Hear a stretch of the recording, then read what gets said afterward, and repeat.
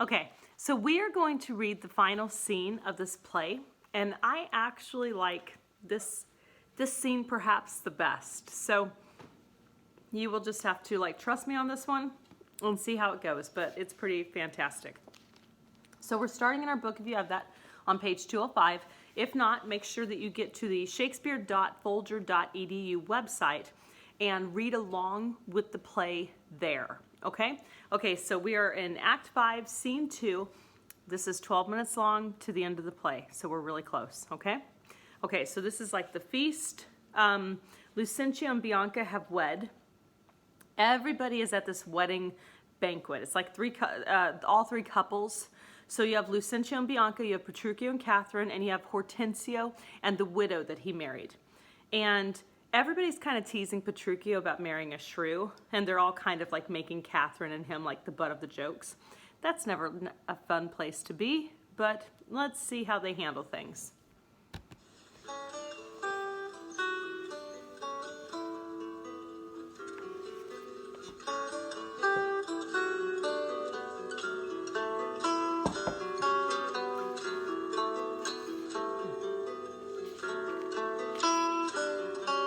Like the longest intro ever.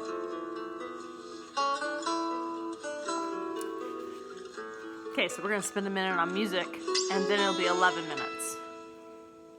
At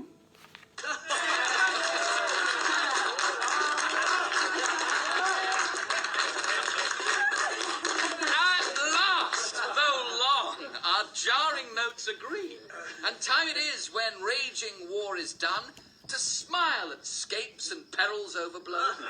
My fair Bianca, bid my father welcome, while I with self-same kindness welcome thine. Brother Petruchio, sister Katharina, and thou, Hortensio, with thy loving widow, feast with the best, and welcome to my house. My banquet is to close our stomachs up after our great good cheer. Pray you, sit down.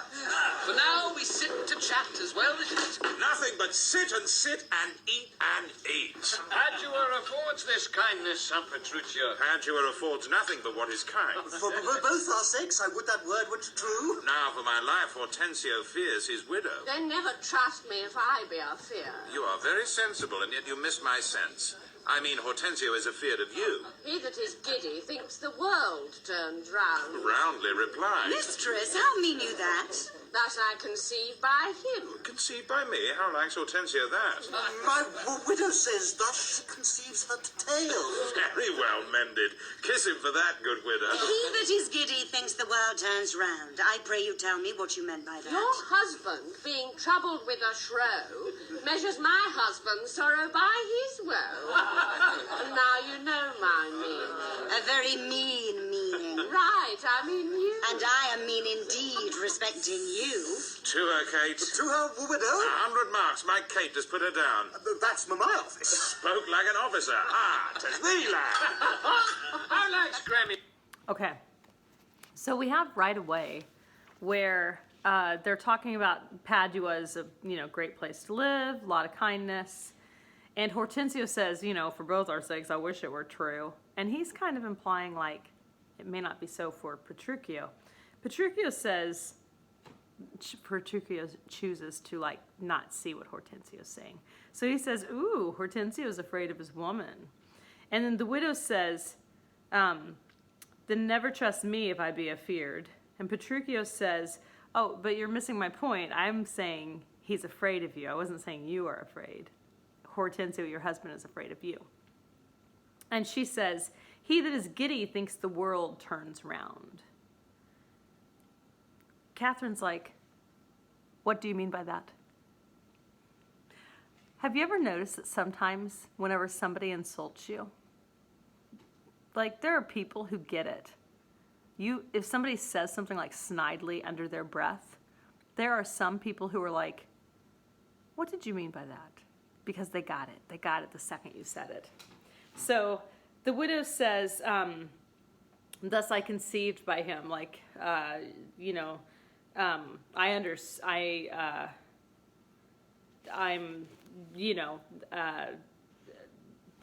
She's saying that she would conceive of like a thought by, you know, what Hortensio was saying. Petruchio is like conceives by me. Of course, he's meaning like childbearing, things like that. So conceives by me, how does Hortensio like that? Ho ho, and they all laugh. And Hortensio is like, no, she conceives her tail. So he's getting back to the point. Petruchio's like, oh, okay, that's what you meant. Good word. And Catherine says, you didn't answer my question. He that is giddy thinks the world turns around. What did you mean? And the widow says, since your husband's married to a shrew, he thinks all men share his terrible situation. Now you know what I mean. And Catherine's like, that was mean. And then they're all like, ha, to Kate, to the widow, woo, you know, they're all like drinking to the women. But Kate is a bit annoyed because the widow made her the butt of the joke. It's not fun to be the butt of the joke. By the way, just let that be known. If you are mocking other people, the person being mocked probably doesn't like it. Fact. Yeah, these quick-witted folks. Oh, believe me, sir, they butt together well. Head and butt.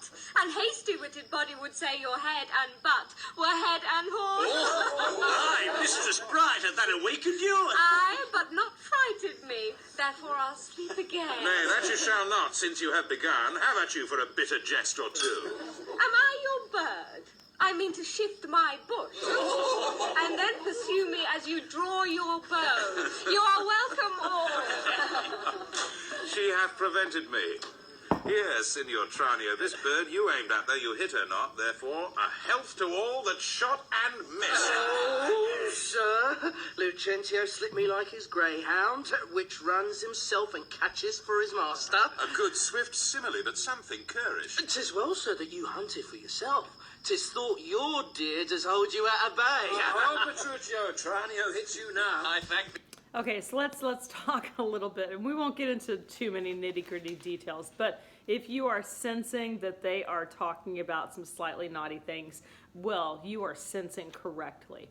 Shakespeare loves to put like sexual innuendos in his literature, and so we see in Bianca where she's really, okay, so Bianca we never saw talk a lot.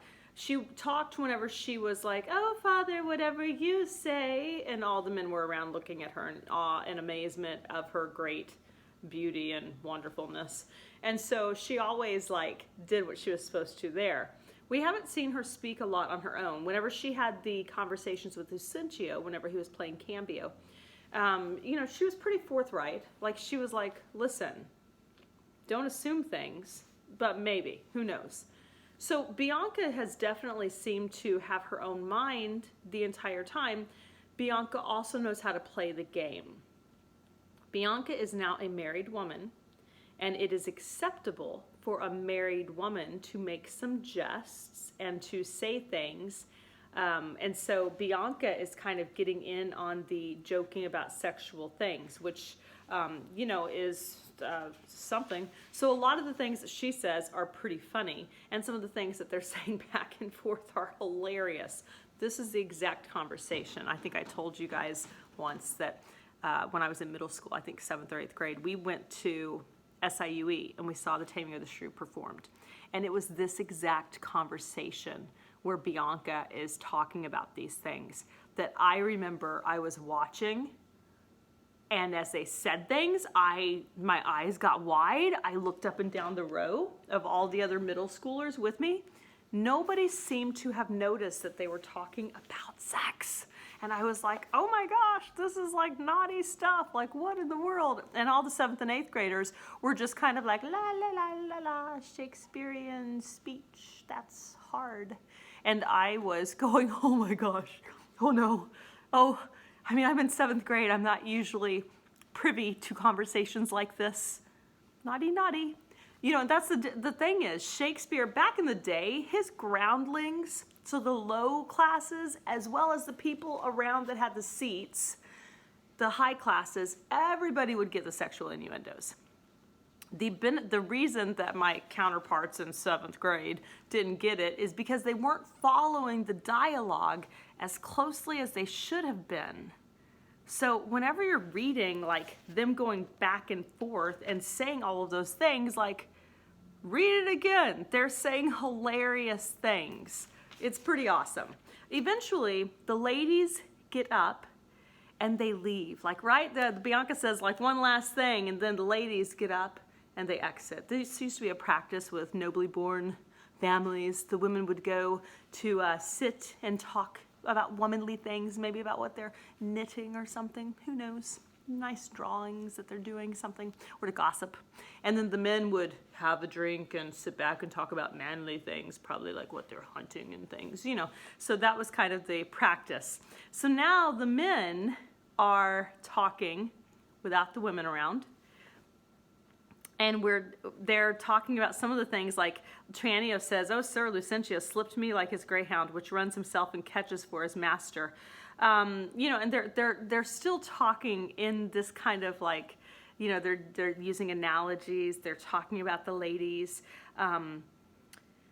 Tranio says of Petruchio, "'Tis well, sir, that you hunted for yourself. 'Tis thought your deer does hold you at bay." So nobody thinks you've got your woman trained yet. So just in case you think you're running a good show here, we don't believe it. So he's kind of and this is Tranio, who is Lucentio's servant. But he has kind of the right, like Tranio and Grumio both seem to speak kind of as equals to the people that they work for. So that tells us some stuff about Lucentio and Petruchio both, that they're not really people who hold themselves better and over other people and better than other people. They treat people around them who work for them as human beings. So that's kind of cool. Okay, so they're having a conversation. The women aren't there, and it's going to, of course, turn to the women, obviously. For that gird, good Tranio. Confess, hath he not hit you here? Has a little galled me, I confess, and as the jest did glance away from me, 'tis 10 to 1 it maimed you two outright. Now, in good sadness, San Petruchio, I think thou hast the veriest shrew of all. Well, I say no, and therefore... Baptista, the dad, remember, Baptista only knows the Catherine that he's raised, who was a pretty unhappy young lady, and I can't blame her. I would have been unhappy if I'd been in this era too. So he says, "Now, in good sadness, son Petruchio, I think you have the veriest shrew of all. You have the woman who is the witchiest, okay? You have the one who's the worst." He says, "I don't think you're right." Or, for assurance, let each one send unto his wife, and he whose wife is most obedient to come at first when he doth send for her shall win the wager which we will propose. Content. Well, what's the wager? 20 crowns. 20 crowns? I'll venture so much of my hawk or hound, but 20 times so much upon my wife. 100 then? Content. A match 'tis done. Who shall begin? That will I. Go, Biondello, bid your mistress come to me. I go. Okay, so Petruchio's thought of a fun game. Hey, let's all call our wives in, and whoever's wife is the most obedient wins the wager. Let's put money on it. And he says, "How much do you want to bet?" And Lucentio says 20 crowns, and he's like, "I'd do that. I'd bet that on like a horse or a, hawk or something, but on my wife, so much more." So they change it to 100 crowns. And then Biondello has gone to fetch Bianca. So, right? Who shall begin? Oh yeah, Lucentio. That will I. So Biondello has gone to fetch Bianca. Sam, now be your half. Bianca comes. I'll have no halves. I'll bear it all myself. How now? What news? Sir, my mistress sends you word that she is busy and she cannot come. How? She is busy and she cannot come. Is that an answer? Aye, and a kind one too. Pray God, sir, your wife sends you not a worse. I hope better. Sirrah, Biondello, go and entreat my wife to come to me forthwith. Oh, Okay, so Lucentio just said, "Go bid your mistress come to me. Go tell your mistress to come to me." And she says, "I'm busy, can't come." So now Hortensio tells Biondello, "Go and entreat," that's like request my wife to come to me forthwith. So request her to come to me quickly. Biondello exits. entreat her? Nay, then she must needs come. I am afraid, sir, do what you can. Yours will not be entreated. Okay, so the whole time, every single time they send for one of the women, everybody's talking about how, "Petruchio, good luck, buddy. When it's your turn, this is not going to be pretty." Now, where's my wife? She says you have some goodly jest in hand. She will not come. She bids you come to her. Worse and worse, she will not come. Oh, vile, intolerable, not to be endured. Sirrah Grumio, go to your mistress. Say I command her come to me. Okay, so Biondello says of the widow, she will not come. She bids you come to her. So that's way worse than what Bianca did. So Petruchio's like, oh my gosh, like who's gonna wear the pants in that family, buddy? It's looking rough for you. And then he says, Grumio, so this is his servant, Grumio, go to your mistress and say, I command her to come. I don't know her answer. What? She will not. The foul of fortune mine, and there an end. Catherine enters. Now, by my Halidom, here comes Katharina. What is your will, sir, that you send for me? Where is your sister and Hortensio's wife? They sit conferring by the parlour fire. Go, fetch them hither. If they deny to come, swinge me them soundly forth unto their husbands. Away, I say, and bring them hither straight. So first of all, Catherine shows up, and as she enters, the room is filled with silence. And her dad says, now by my hologram, here comes Katerina. What? And then she says to him, she says to Petruchio, what is your will, sir, that you send for me? She sounds respectful. She sounds normal. Like there's nothing, and this is the woman that they all thought was this like terrible shrew. And Petruchio says, where's your sister and the widow? Go get them. And she's like, all right. So she like goes to fetch them.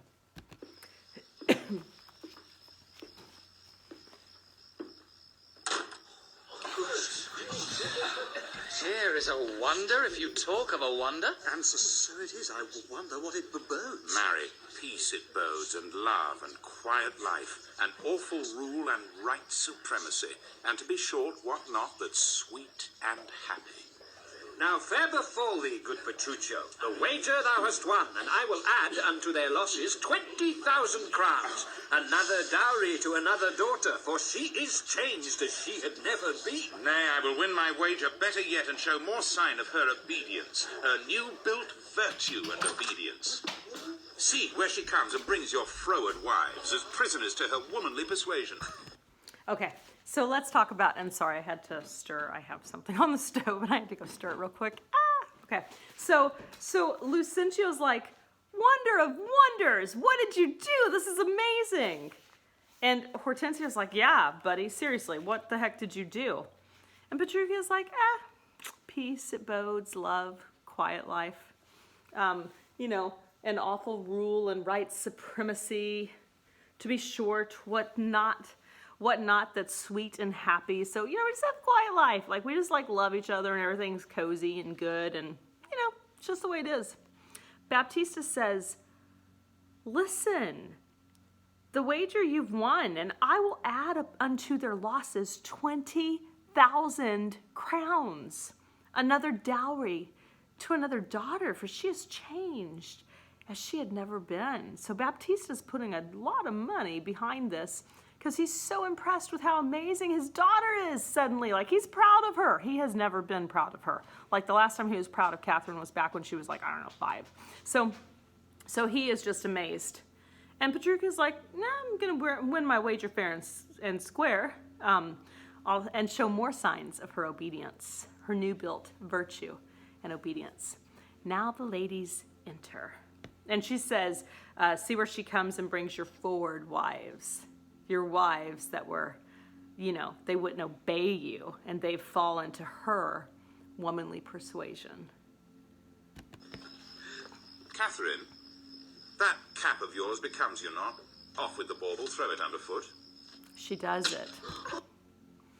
He literally, she's toting, she has her sister on one side, the widow on the other side, and she's dragging them in. And Petruchio says, Catherine, that cap you're wearing, it's ugly. Throw it down. She yanks it off her head and throws it down. Lord, let me never have a cause to sigh till I be brought to such a silly pass. Fie, what a foolish duty call you this? I would your duty were as foolish too. The wisdom of your duty, fair Bianca, hath cost me 100 crowns since supper time. The more fool you for laying on my duty. Catherine, I charge thee, tell these headstrong women what duty they do owe their lords and husbands. Come, come, you're mocking. We will have no telling. Come on, I say, and first begin with her. She shall not. I say she shall, and first begin with her. Okay, so, so when Catherine throws her hat off, which this is weird, like he literally just picked random thing and said, it's ugly, throw it down. She did it.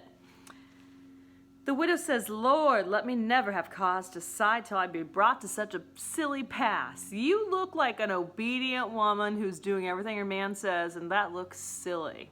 I don't ever want to look that ridiculous. And Bianca says, yeah, that's stupid. Like, I would never want to be that way. And Lucentio says, I wish you were as dutiful, because you just cost me 100 crowns. So it would have been nice if you would have been a little bit more like your sister. That's a thing Bianca's never heard in her entire life. I bet that smarts a little. And then Petruchio says, Catherine, tell these headstrong women what duty they do owe their lords and husbands. And the widow's like, you're mocking us now. Don't tell me that. You know, Petruchio says, no. Start with her. Start with the widow. The one who's so uppity, talking so much. Start with her. And so Catherine is going to speak.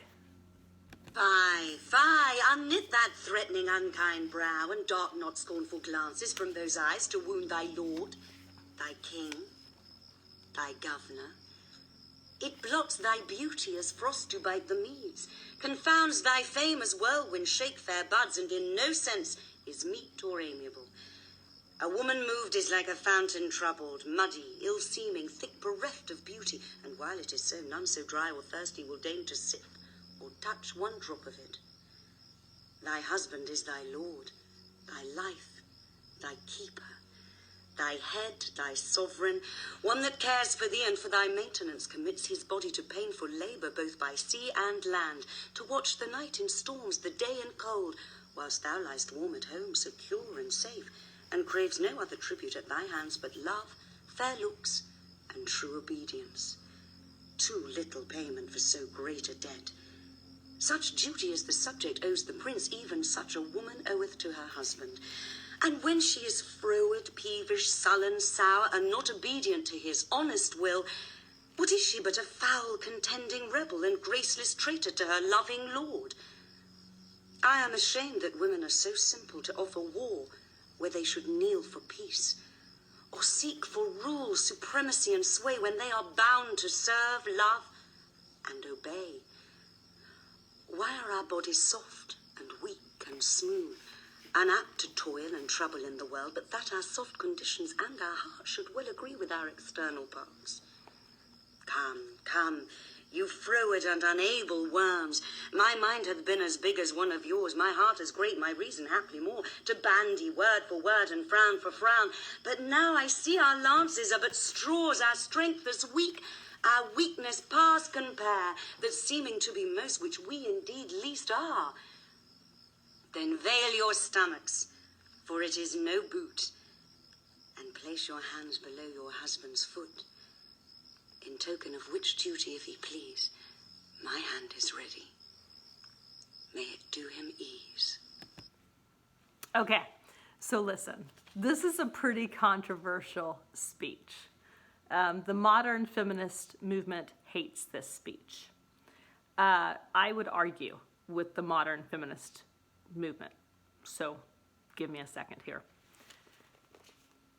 I think Shakespeare the whole time has been messing with social norms. I think he's been messing with social expectations. And I think he actually is telling people a bit of the secret to happiness here in what Catherine says. Now, stay with me on this one. And I know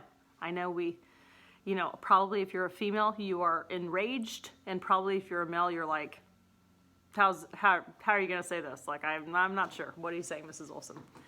Okay, So Catherine starts out, first of all, she's telling the woman, stop looking grumpy. You know, you're making your face look ugly. No, no. It blots your beauty. She says, a woman moved, a woman angry, is like a fountain troubled, muddy, ill-seeming, thick, bereft of beauty. And while it is so, none so dry or thirsty will deign to sip or touch one drop of it. She knows this. She lived this life. She was the angry woman all the time, and her anger scared everybody away from her, and she was kind of destined to just be alone forever until there was somebody brave enough to